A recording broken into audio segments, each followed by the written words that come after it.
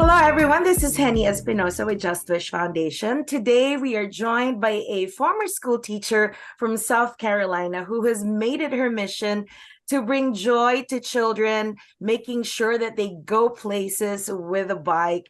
Ladies and gentlemen, we have here Katie Blomquist. Blomquist of founder of Going Places, a nonprofit organization. Hello, Katie. Hi, thanks for having me. Katie, so take us back to 2016. You were a school teacher, you were a first grade school teacher, and one of your students was having a birthday and wanted a bike for his birthday. Tell us about that moment. So I taught first grade at a low income school, and a little boy in my class named Jawan. I would take him out on weekends after school just to experience the world and just was trying to find a better way to bond with him to like earn his trust. So because he never wanted to do schoolwork. I think he learned if he stalled long enough, the time would pass and he would get away with no work. And I wanted to show him there's all this cool stuff out there in the world that you can do, but you have to get through school first. So Mm, on his birthday, we went and did a bunch of fun things. And then we were at Walmart and I was letting him pick out a toy. And I'm thinking, a $20 toy, not, a bike. And so I couldn't afford it being a teacher. But I couldn't stop thinking about it. And so I asked other kids in my class, like, do you guys have bikes? Is this just him? Or, I'm just trying to figure out, like, is this a common thing? Because in mm, first grade, I had a bike, and um, so the consensus was no, none of the kids mm. had bikes. And if their older siblings did, they were rusty hand-me-downs that never really worked. So a friend suggested, well, why don't you do a GoFundMe to get him a bike? I'm like, well, if I do that, someone will just fulfill it Mm, immediately. If I'm going to do a GoFundMe, what more could I do? mm, So I decided, well, how could I leave anyone out? Everyone, the 90, I think it was 95, 98% of the kids in that school lived at or below the poverty line. And there was mm. 650 kids there. So I said, I'm just going to do what I can for as long as it takes. And I launched a GoFundMe to get all 650 kids a bike. Wow. And from that moment when that boy had a birthday to the moment that you launched the campaign, how long did it take to reach that goal? So I Talking raised over 650 students, right? Yeah, I raised Wow. I raised over $80,000 in 3 months. Wow. In So 3 months. Oh yeah, my God. yeah, it went viral. And so it was really wild. I was a guest on the Steve Harvey show. Like they flew me out and donated, and Lester Holt, they flew in, and it was their feel good story, and ABC World News, and it was in Time Magazine and Today's Show. I mean, like it was amazing how much it took off. So that, yeah, I was able to not only fulfill all the kids at my school, but there was all this seed money to continue to do this work.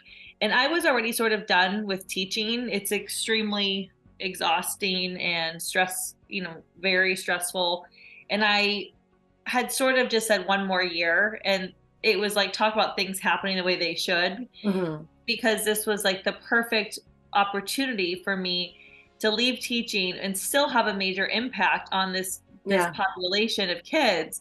But I didn't feel like I was changing lives at the guide reading table. Everything was stress. No, no, no, no time for extra chat. We got to do this. I couldn't be me and like bond Mm. with them in the classroom because you were just under the most tremendous stress and pressure from the school and from the principal and the district to like, meet all these marks. And so it was on the playground I found is when kids would choose not to play, but to like hang out with me and take selfies and get, who's your favorite superhero? What's your favorite food? Mm. Get to know them. That's when I was changing their life. And it was that idea of like bringing them joy. And Mm. so through the bikes, I found I'm able to now commit my life full time to this. And even though I don't get that one-on-one time with all the kids, I still get the moments like when we're at the school and we're giving out all the bikes, and it's through the stories that I hear the bikes bring the joy it brings them is it makes it like even better. Hmm. Um, Tell us how riding a bike, at least for you, in your Excuse me. childhood, how did this have an impact in your childhood, and why do you think it resonated so much in the community? It became talked about, not just in South Carolina, but all over the country. Like you said, it caught the attention of really major publications and shows, and everyone got to hear about it. Why do you think it was such a successful campaign? And So, growing from your own experience in your mhm. childhood. So, as a kid, that is what I did all summer. Every summer, I'd go from the pool to my bike, and with all my neighborhood friends. And it's the first bit of independence that you get as a kid is to be able to ride your bike, around the neighborhood by yourself. And you feel like in just such control and you feel so adult. I remember that exact feeling of being like, I feel so cool and grown up because I'm by myself, on this bike. And you that feeling of like, my bike was purple and had streamers on the sides and had like a long like banana seat. Like I loved my bike. And so I think the reason it went viral and it has had the success it's had, especially with that initial GoFundMe, is most people when they think about charities and their giving, they tend to focus on the typical basic needs, which are still super important, like food, clothing, shelter, water, the toys for tots at Christmas, the things we're most commonly used to Mhm. hearing about. But we forget about social emotional health, Yeah, joy being yeah, a actually really important piece of our development from childhood to adult. And most people have had a bike when, if you yeah, survey a room, and I usually do when I'm giving like a presentation, who here grew up with a bike? yeah. 99% of people in the room raise their hand. And the ones that don't always say, it really was like that was a thing that I didn't have a bike, and that was like a major piece of Mhm. my childhood. And I hated it. It wasn't like, oh, I didn't get, the Nintendo when everyone had it. A bike is different. And Yeah, it had an impact on them. yeah, And so everyone in the community, everyone connects to this mission yeah, because they either had it or they didn't. And on either side, it's like I couldn't have imagined my childhood without it. I've yeah. even heard adult men say, you know, that they had really abusive, awful home lives, and it was their escape from their Mhm. stepdad, or it was their way. And so, then there's that piece of it. Like, we always tell when people say, why a bike, it's freedom and escape from an unpredictable home. It's something of value to own when many of these kids don't even have a bed. They don't have, they don't have nothing, they have nothing that's really theirs of value, a place to go and just be by themselves. And it's a sense of restored innocence when oftentimes that's been taken Yeah, from these kids in for sure. unimaginable ways. So, but at the end of the day, it is just this classic childhood joy. It's something our, great grandparents, we see photos, but black Yeah. and white photos of them with bikes. And so Yeah. it's not the newest trend. It's sort of this rite of passage. Yeah. And wherever you are in the world, I remember when I was a kid in the Yeah. Philippines, I looked forward to it every afternoon when I would ride with my friends. It was Hmm. my time to bond with my friends, to see Yeah.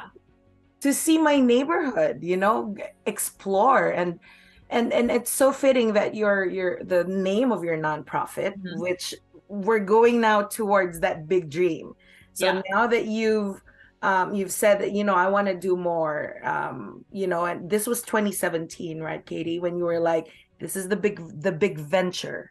Yeah, so I launched the GoFundMe in 2016 in the fall, and then we actually gave the bikes in March 2017. But I established the nonprofit before we gave the bikes because I Mm, knew it would go viral again. Everyone who initially covered it and then everyone who didn't was going to cover when we gave these bikes. So I wanted to be able to say, and now this is a tax deductible nonprofit. And yeah. so because of that, we were, 40 some $1,000 came in overnight. Wow. And so we had leftover money and then this newly donated money, which was this unheard of seed money for me to leave teaching, finish out the school year, and then do this full time right away. So I've been running this full time since June 2017, but it's Wow. been an established nonprofit since March 2017. Wow. So tell us how big of an impact Going Places has had. How many children have you guys, helped? How many communities have you guys helped? So we have done 9 whole elementary schools of kids. So we always say the elementary school doesn't benefit. It's just our means to reach the kids because the school doesn't keep the bikes. That's just how we get it to them. But 9 whole schools of elementary schools. We've done 9 mini bike reveals where we'll go to like maybe an affluent school, and out of 1,000 kids enrolled, 40 of them will live below the poverty line. Mm. So they'll take just those 40 outside and we'll do a whole bike reveal just for them. We've done 9 of those, and we've in 5.5 years we have given over 3,200 custom bikes, locks, helmets, and then this year we added in bike pumps. Wow. And more to come, I'm sure. What are Oh your yeah. plans for the new year?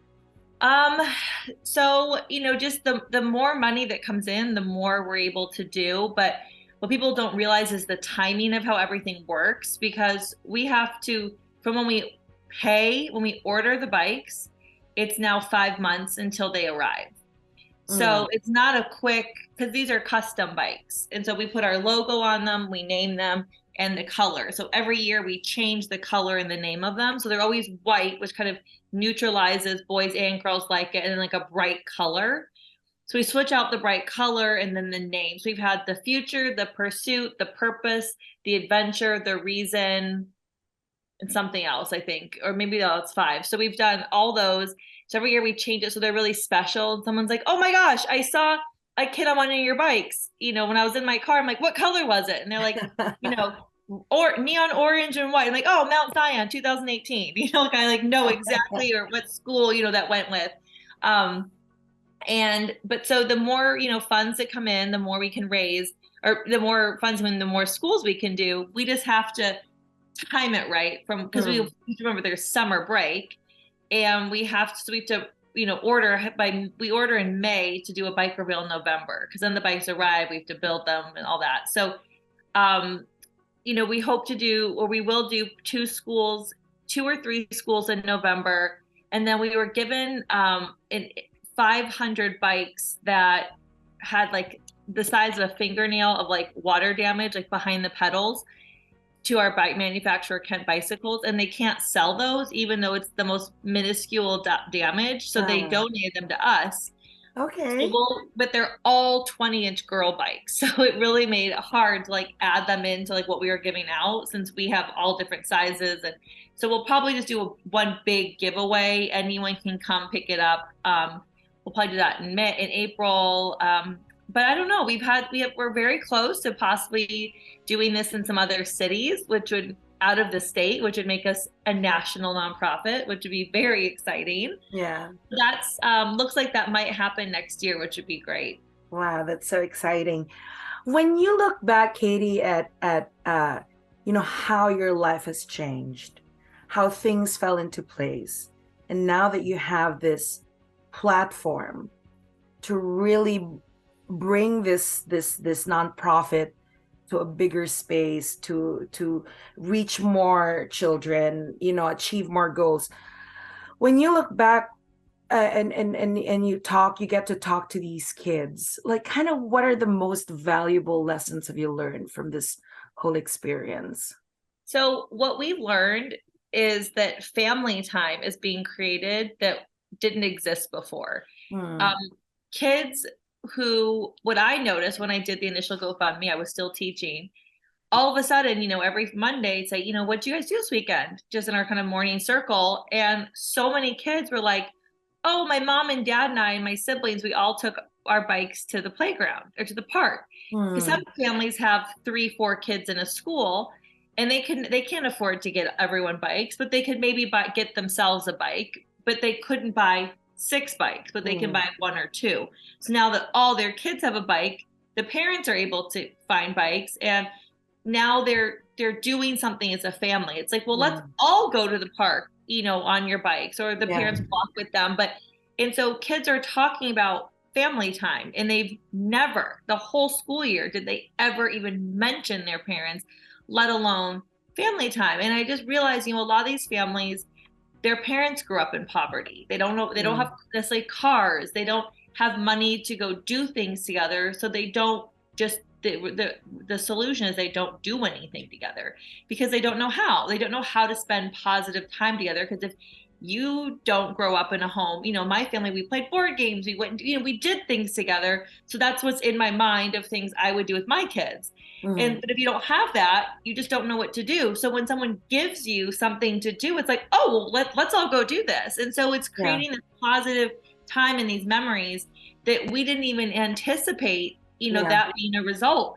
So now we track it. We send out a survey to all the families 6 months after their child received the bike, and it's just like 6 or 7 questions, and it's just asked. We thought 60% or more would be a success in improvement in things, and we're finding everything is like 87, 97% success. Improvement in behavior, improvement in sleep. They've noticed their child's stress has gone down, and everyone, one of the top things is they have all reported increased family time. So that has been a really wonderful thing to come out of this that we didn't even plan on. It's more than just giving joy and smiles to kids. This is bigger than that. Yeah, it's creating, it's family memories, and it's wonderful. Sure. For sure. We are so inspired by what you do, Katie, and we certainly wish you well and the nonprofit well, and we are looking forward to you guys going more places. Yeah. And so for us at Just Wish Foundation, and our founder, Mr. Jack Wu, we would like to do our part. I know the community's been supportive of you. We want to do our part as well through a monetary donation, and we want to just tell you more power. And and we certainly are here for you guys if you need us, and we are hoping to bring more smiles to other kids' faces. Yes, you are so much. Thank you so much. I really appreciate it. Thank you, Katie. All right.